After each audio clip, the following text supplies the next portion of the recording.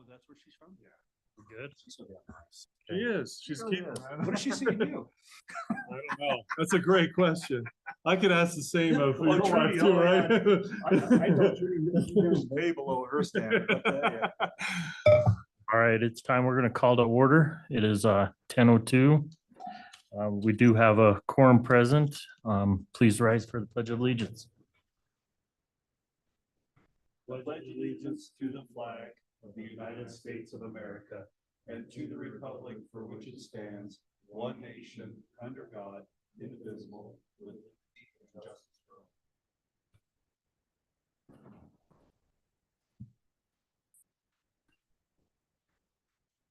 all. All right, I'll entertain a motion to accept the staff report.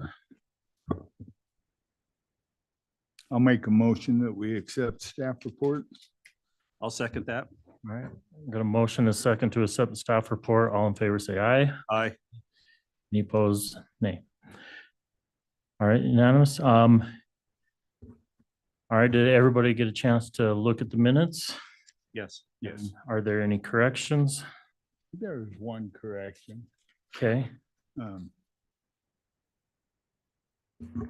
Up on, under acceptance of the agenda and staff report last time. Nope, one down below that. You didn't move to approve, you entertained a motion. So just that language. okay, anything else? That was all. All right. So I need a motion to approve the minutes as corrected.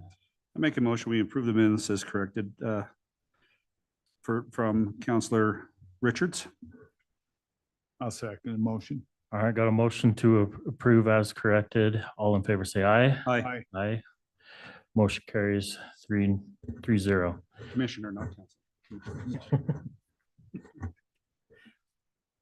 All right, turn the time over for to hear about the commissioners. All right. So today we just have the one public hearing. We are recommending to postpone this hearing, but we'll kind of just go into it a little bit so you guys can see a little bit of background on it and understand why we're recommending that we postpone.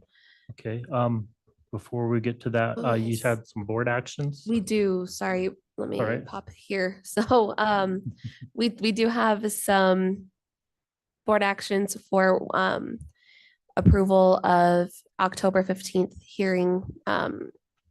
So we had variance for minimum district size for rural residential zone district requested by Raymond Terry. We also had a zone map amendment from agricultural to rural residential for Raymond Terry. And because he was working on a subdivision, also final plat for Terry subdivision was approved by Raymond Terry, requested by Raymond Terry. We also had a gravel quarry as requested by Sorrell Brothers Construction and certification of a language amendment to 2015 zoning resolution. And then I know that there are going to be a couple of updates on the end for public lands and for international fire code that will be happening today as well. Okay, thank you. Anybody have any questions for her? No. Okay.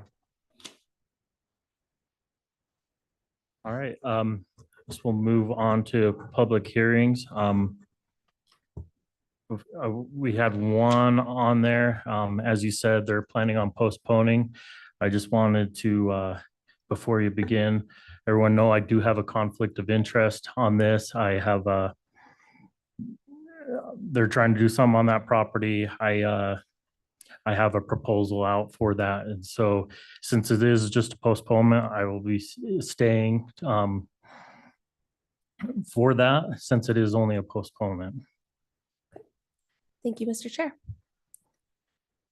So for just a little bit of background here on this property, we're looking at a 40-acre parcel of land. It's located north of Rock Springs on 418 F Yellowstone Road and currently zoned single-family residential within the growth management area.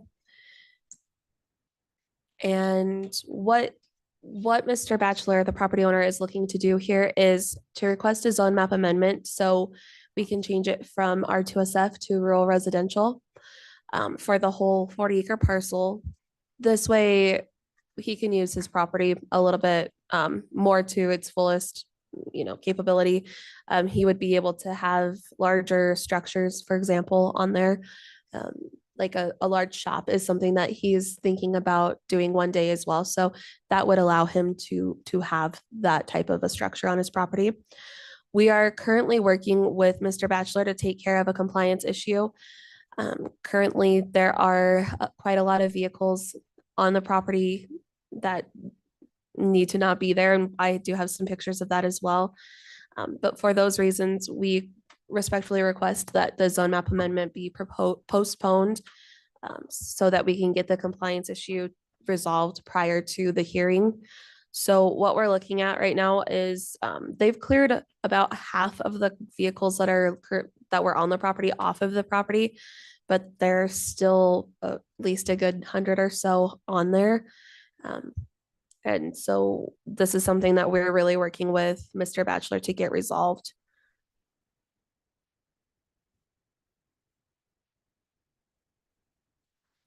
You can see here's our zone map.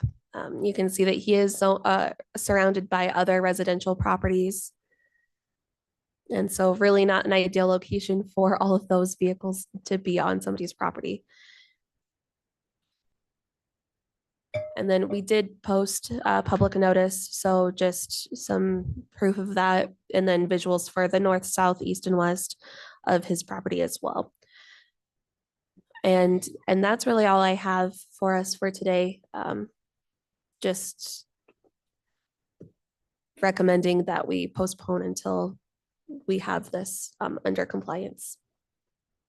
Okay, and the applicant is in agreement with that course of action as well. Yes. Okay.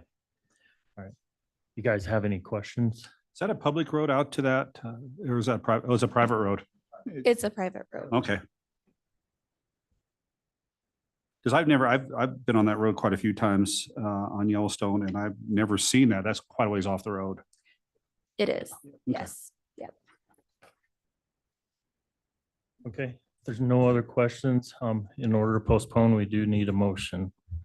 I make a motion, we postpone the land use department agenda, postpone the public hearing for Timothy Bachelor until all the issues are resolved with the public compliance for the county compliance.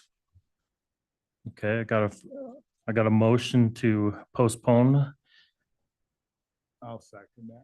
I got a first and a second to postpone. All in favor, say aye. Aye. Aye. Any opposed? Thank you. All right, we'll move on to other business. You got stuff for us, Eric? Yes, I do, Mr. Chairman. Just an update on some public lands, and then I'll have Alan give you an update because we're looking at adopting the fire code next month. And then just so you know, as far as the fire code goes, we have to adopt what the state has in order to maintain home rule. So, and Ellen will go into that. So what I've got here is, let's talk about the Jackalope Wind Project. This is all, this is what is available to the public. So that's why I'm able to present it. Sweetwater County does have a cooperator status. We did have a cooperators meeting. I can't discuss what happened in that meeting due to the MOU that we have signed with the Bureau of Land Management. But I can at least kind of show you right here when they did have their public scoping meeting. Myself and Cassidy did attend that. And so just so you know who Jackalope Wind is, it's next to Era Energy Resources. They're one of the biggest renewable companies in the United States. Done a lot of projects, both in Wyoming and other areas. It's, you can see the project area is pretty large there. What you see in blue there are wind turbines. So there's a lot of area. It's a 600 megawatt wind energy project. And encompasses approximately 293,000 acres of land, Bureau of Land Management. As you can see in there, there's checkerboard. So that does complicate things. They will have to work with Rock Springs Grazing Association. As far as that goes, as far as right of ways and such, whether they're on, because if you're on public land, you got to access it, which goes across private land. Eric, Okay. excuse me, where exactly is this? So Point of Rocks is up here, or is that Superior, I think? Let's see if I can enlarge that for you, Casey.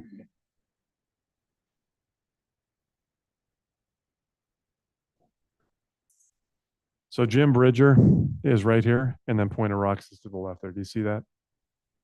Right here, where Okay, my yeah. mouse is? Will that be visible from the interstate? Yes. And then Table Rock is right here, so basically directly south of Table Rock. And they'll be utilizing county roads, obviously, to access the site, so that'll be part of the process.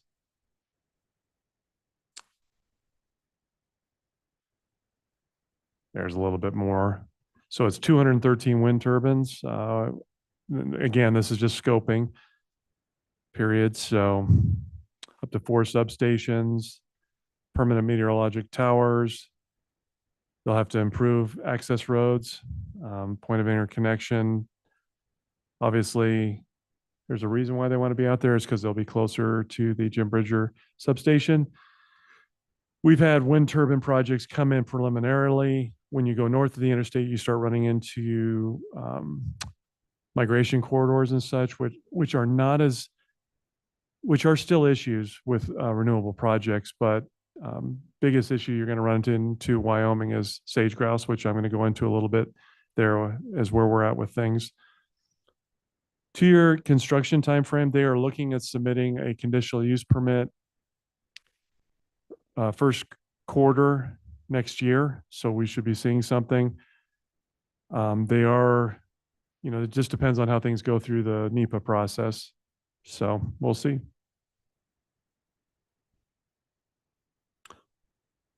And that's really basically it with this right now. So as you can see, as far as timeline goes, they're actually preparing the draft EIS, and then they'll have to publish it, comment period, and then go to a final EIS, record of decision. So they're hoping by, I believe, next year to have this through the NEPA process, including industrial siting. So we'll see. We'll see how it goes.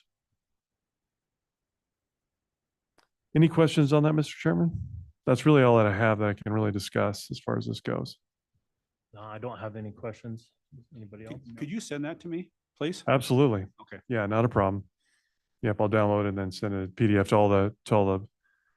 So also wanted to share with you as far as, let's see if I can get this up. Let's not do that. I'm going to pull up what's kind of going on with, there we go. So just so you know, on Friday, the sage grouse plan, the Greater Sage Grouse Habitat Management Area Plan, RMP amendment, was sent out for 30-day protest, which started on Friday, which starts the governor's review. There were 6 alternatives. I kind of went through.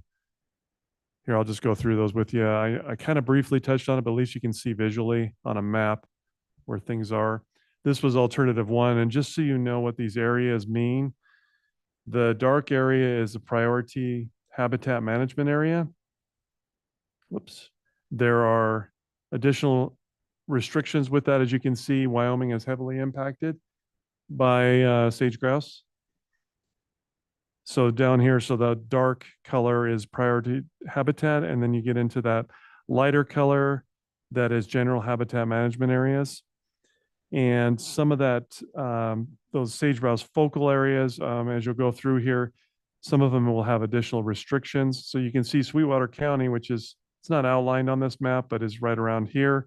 This area that's dark in color is the Farson area, what they sometimes refer to as the Golden Triangle, because it's Highway 28, Highway 191, as that goes up and intersects across, that is where that priority habitat area is.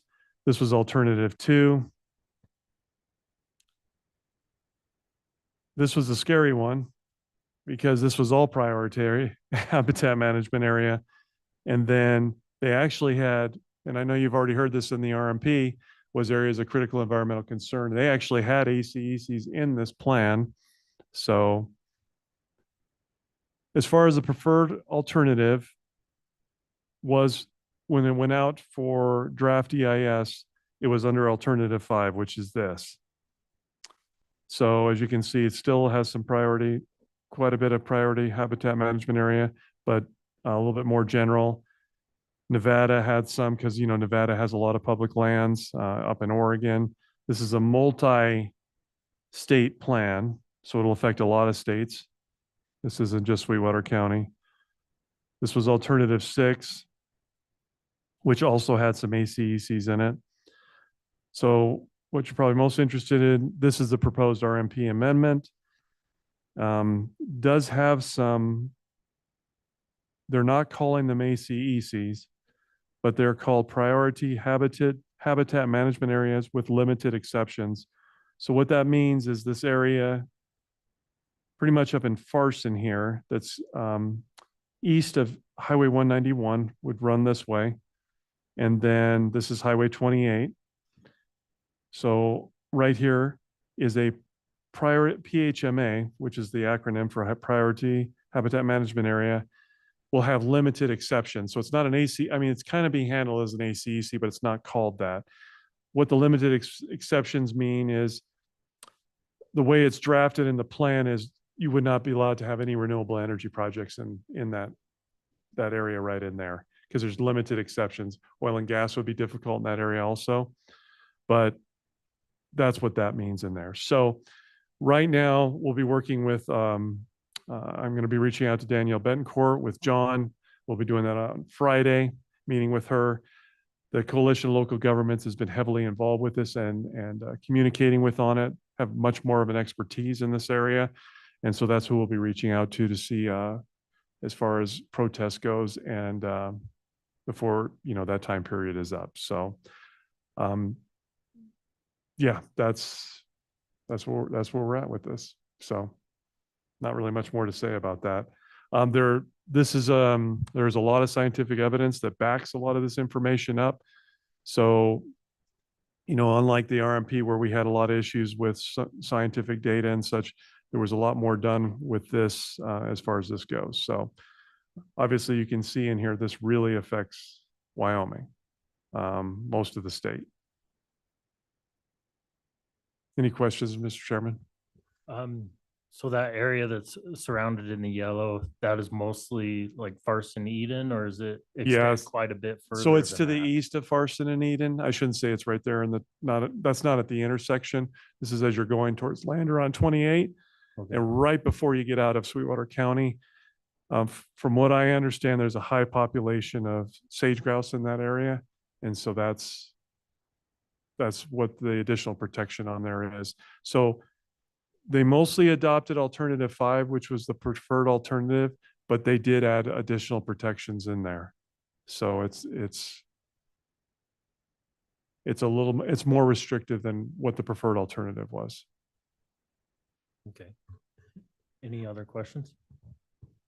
The more restricted, you're talking about that area alone. I mean, the rest of it, I mean, you're still talking the dark purple area, but that's the more restrictive was where they had it Yeah. outlined. Yeah, so you'll have, you might have some NSOs, which is called no surface occupancy. So that goes for oil and gas, meaning you could probably do directional drilling somewhere into that area. But those purple areas are huge. They are? There's no way you could do a directional drilling on that. Yeah, right. Just so you know, that area covers a lot, what's in the Red Desert. So that area that was an ACEC, is in that area. The Steamboat Mountain expansion kind of correlates with some of this, not all of it, I would say, but good portion of it. And this is all hand in hand with the RMP. It's an amendment to it. So yes, it will be in addition to whatever restrictions are in the RMP. Yes. So how does this affect, I mean, how are people gonna know how this affects Sweetwater County for like the new Trona and future Trona development here? I mean, it looks like, you look at that, Eric, and it looks like a lot of that encompasses our whole county, basically. Yeah, and the mining and the mining industry is quite aware of this plan. I mean, they're involved with, especially the Trona mines, because they're dealing with it right now. I personally think what they've done as far as the state goes, the state of Wyoming goes, and executive orders and such is enough protection. And I believe the state of Wyoming feels the same way.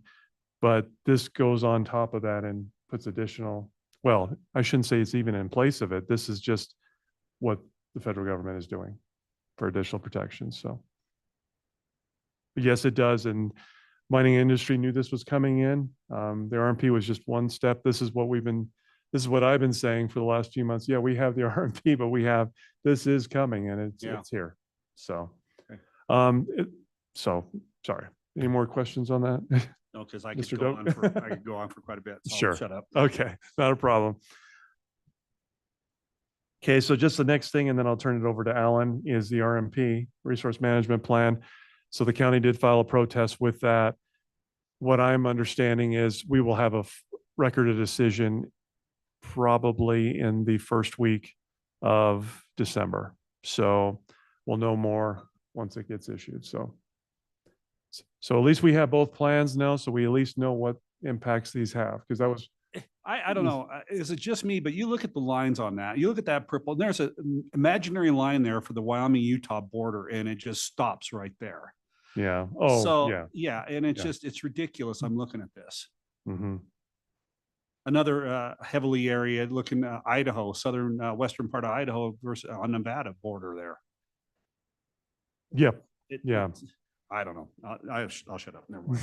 Oh, you're okay. It's just frustrating when you look no. at stuff like this with Yeah. So my only thing is if you did submit a comment on the sage grouse plan, that's the only way you really can protest.